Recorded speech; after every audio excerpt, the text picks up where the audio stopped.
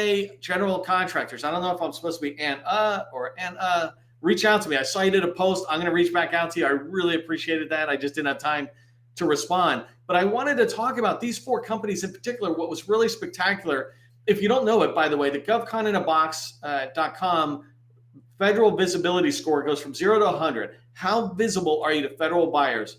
And this just means basically, have you done what you need to do in the federal buyers tools, in the federal government tools, to be visible to them? I didn't create some unique tools. I just created a tool that helped you see into the government's tool and then rank it to find out what your score is. So anyways, these companies, one moved it from 76 to 100. Another was 71 to 100. Another was 46 to 100. And the one that just really impressed me today was from 24. Their visibility score was 24 and they got all the way to 100.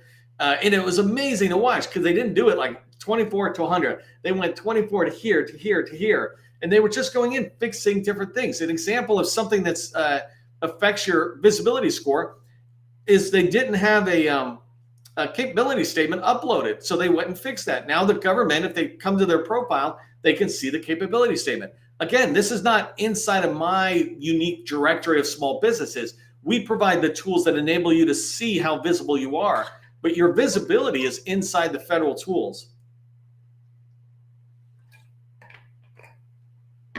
So congratulations to these companies. Make sure you go check out your profile, 𝗏𝗏𝗏𝗏𝗏.com. If you're at 100, by the way, put that in the chat. I'd love to see that. Okay, and so one quick question before I move, because somebody let me know if the AV is good. I have my cell phone that I use to track, just make sure the tech's all working, and it is not working. So I want I want to make sure somebody gives me a quick AV before I dive into the first reason people aren't calling you back. And in fact, I'll get started in this. The reason, first reason I wanted to talk about on why federal buyers don't call you back is that they just don't know you called. They're completely oblivious to it. They've got a busy life already, right? So you've got to understand it. And as you go forward, you've got to respect the fact that sometimes people just didn't even know you called. Don't take it personal. And that's why my first bullet here is that it's not a conspiracy against you. There is no conspiracy in the federal government to hold your company down. There is no conspiracy among these vendors to hold you down. Even with the largest, as much as I say that largest don't care about smalls, I literally mean they don't care. They don't care to hold us down, and they don't care to raise us up. They just are there to grow the profit for the company, for their stockholders. That's fine. That's the whole purpose of a company that big. What I mean, though, is don't sit there and get caught up in this anxiety of they don't like me, right? Not just a conspiracy in the sense that they're against you, but sometimes we put the worst message in. We insert it in on behalf of the other person. Oh, they didn't get back to me because my capability statement sucks, because my email sucks, or something else. They just might not even know you even called, right? I'm not seeing in the chat anybody saying I'm good to go. So I got to, let me just text somebody. Oh, I just got a text. All good to go. Appreciate it. Thanks, Cecilia. If you don't know it, Cecilia's my sister. She's been working with me in the GovCon chamber since 2018 as well. Okay, so the next thing is, if it's not a conspiracy and you accept that, then you can accept some of the realities as well. Your emails, when you send them out, they can just go into the junk folder, right? So do you even know whether it's getting to the user? If you're sending it to a federal buyer, it might get blocked by the IT department. Thanks, Jim. It might get blocked by the IT department. It might go into the junk folder, right? So keep that in mind. Another reason they might not know that you even emailed or called them is that you could just be one of 100 emails. I get a ton of emails, and I get emails from people I really want to follow back up with, and it gets buried, and I forget that I want to follow back up with them. Literally, I could write down that I want to follow up, but then I'd have too long of a to-do list.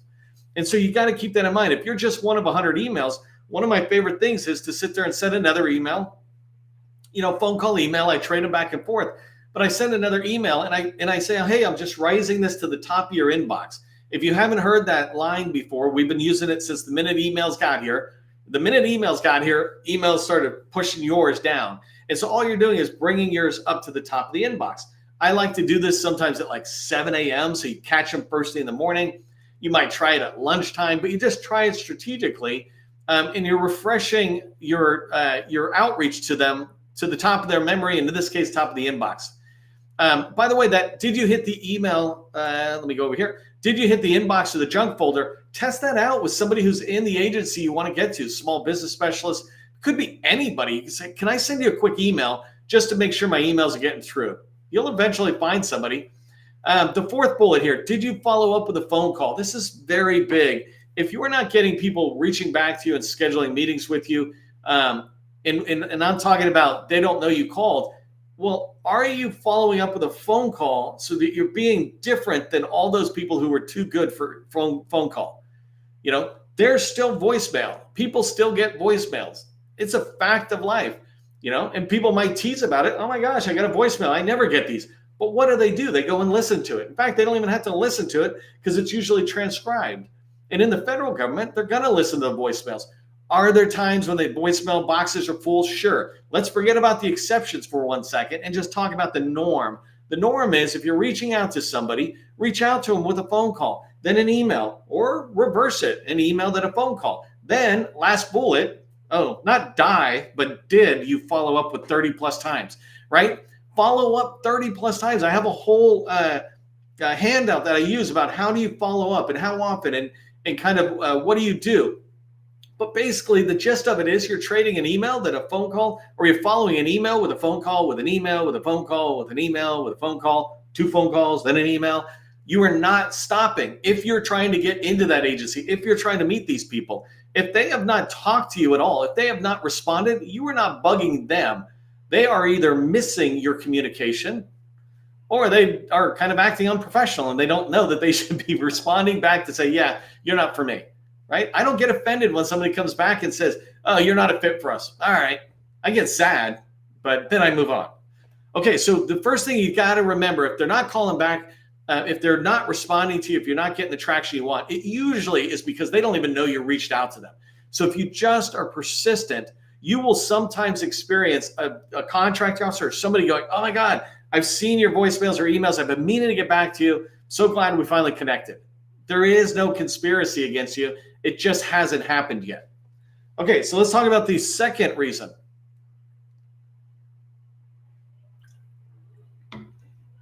So in this case, what I'm suggesting is that you didn't impress them professionally.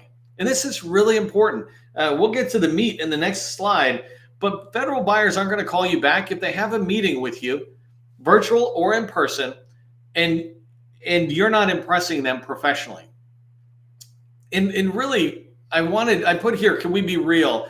And the reason I said this is, imagine going to a doctor's appointment, dentist appointment, go to see a lawyer. Imagine if what you see is not that impressive. What would you want to see at your doctor's office? I didn't put it here, but imagine walking into a lawyer's office or a doctor's office, and their desk is just completely a mess, and there's just disorganized and everything, and they're flipping through papers and just this whole thing, compared to somebody who sits there and says, hold on, let me turn here, oh, it's in this file or something, right? There's a difference between professionalism and unprofessionalism. And I'm not trying to be mean here, because I believe professionalism is not a behavior. I believe it is a skill, and we need to think about it and improve it. So an example is I have here, how were you dressed? Oh my gosh, today, and how were you spelling? Because apparently today is the day I mess up my words. I just a quick sidebar. One of my favorite things to see is when somebody sits there and says, it's really important you pay attention to detail, and they misspell something in that. And that's literally what I kind of just did here. How were you dressed? When you walk in, right? Are you going in a, women, whatever your equivalent is of a man, but a collared shirt. I come here to this live training every single day. I work out of my house, but I'm wearing a collared shirt, right? Sometimes I throw on a sports coat or a suit jacket. I'm coming to you professionally, and I don't even know you, right? I'm coming to you, and that's how much I'm showing you that I respect the time we're spending together. And I do that with the other people I meet with as well. That's something you can do simply. Don't slide into this casual, so much of a casual Friday thing. Earlier this morning, when I was just connecting with my colleagues, I had a t-shirt on, right? There's different levels of dress, which are totally fine. But when you're trying to get a federal buyer to meet with you, should pretty much be up there with church. Okay, how did you speak, right? Speaking, so there's one level of professionalism, which is just your growth in speaking, right? But there's another about, are you bringing energy? Are you seeming confident in what you're saying? Or are you there basically subordinating yourself to them? You need to give them confidence in your company and the solution and products your company offers. And that begins with how you're communicating with them. I don't mean, do you have ums in there or other things like that? I mean, are you leaving out things like, yeah, right? If you're meeting with a federal buyer or me, how about you throw in yes? Don't call me bro or whatever. And I use dude because I'm really old apparently, and I use an old thing. But I say that, but I don't say it in the meetings, right? I don't say it when I'm meeting with customers. And so there's things you can do to develop that and go, oh, let me change it from yeah to yes. Simple things begin to basically look the same as a collared shirt in the way you speak. The next thing is technology. If you're on virtual meetings in particular, some of the reasons you're not getting kind of traction and you're not getting called back is because they weren't impressed with you professionally in the first place. And if you can't impress me with the technology and with this meeting, then how can I expect you're going to give me a solution, especially if you're a professional services company, right? Maybe we'll cut slack for the construction firms who don't spend as much time in the computer world. But for the rest of us, if we're having a virtual meeting, did you set the camera so it's shining here up under my nose? Or did you set it too high and you're looking up? Did you think to just put it there? Did you take the time to say, how does this look? Ask a friend, ask a PTAC. Those counselors are awesome, right? You can ask anybody, hey, can you give me some advice on where my camera should be? The quality of your camera, right? If you're going to be in the professional world, and I'm I am kind of knocking you a little bit. And I don't mean to be mean, but I'm trying to knock it with tough love in the sense of saying, if you're going to be in the professional world, then make sure you got a really good Wi-Fi connection. If you have to convince your company to pay for more internet connection, get it. But those kind of things where you're staggering in and out, those just begin to appear unprofessional, and it makes me put that unprofessional doubt into your solution, even though your solution could be the best thing in the whole world. It's like, that's not even this. This is Comcast. It's not me. But your technology and how you run the meeting, that's up to you.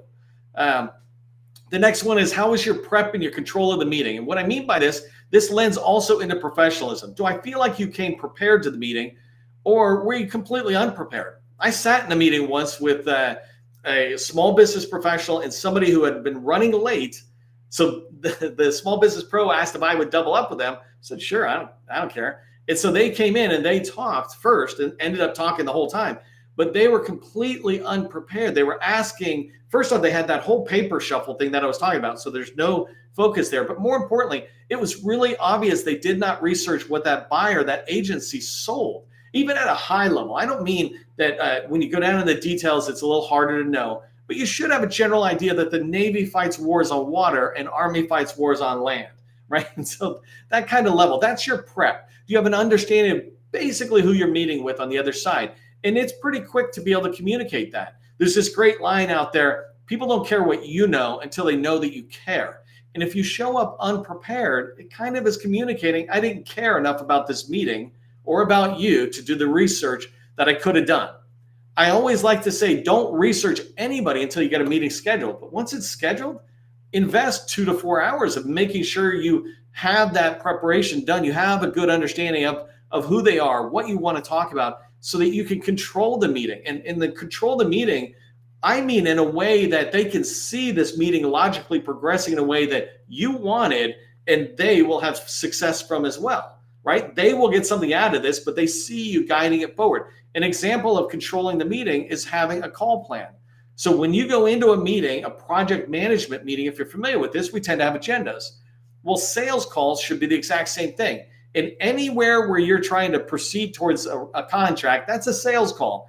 Doesn't matter what level it is. And so you should prepare a call plan that has an objective that you're trying to get out of this, a purpose that you can communicate with the other person saying, hey, can I just clarify, the purpose of this meeting is to yada, yada, yada.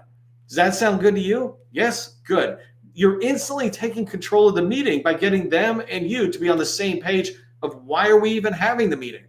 And then the last part of a call plan is you would have questions already written out that will guide that meeting.